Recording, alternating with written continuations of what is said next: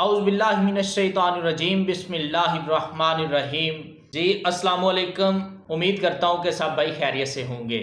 आज की वीडियो में जो लोग तरक्की कर जाते हैं और पुराने दोस्तों को भूल जाते हैं, जब आपकी जेब में 100 रुपया होता है तो आपके इर्द गिर्द लोग 100 वाले होते हैं। जब आपके पास लाख रुपया आ जाता है तो आपके दोस्त 1 लाख वाले हो जाते हैं। जब आपके पास 1 करोड़ आ जाता है तो आपके आसपास आपके साथ चलने वाले 1 करोड़ वाले होते हैं। ये दुनिया पैसे के साथ अपने दोस्त बदलती है।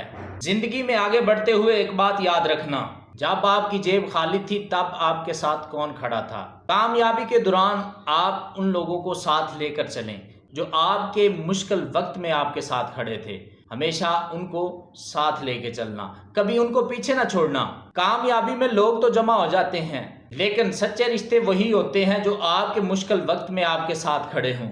वक्त बदलता है, हालात बदलते हैं, लेकिन सच्चे लोग कम ही बदलते हैं। इसलिए जब तुम ऊपर जाओ तो नीचे वालों को ना भूलना। जिन लोगों ने आपको मुश्किल वक्त में संभाला था उनको साथ लेकर चलना। अगर आज की मेरी ये वीडियो अच्छी लगे तो चैनल को सब्सक्राइब, वीडियो को लाइक, शेयर और कमेंट करना ना भूलें। बहुत शुक्रिया।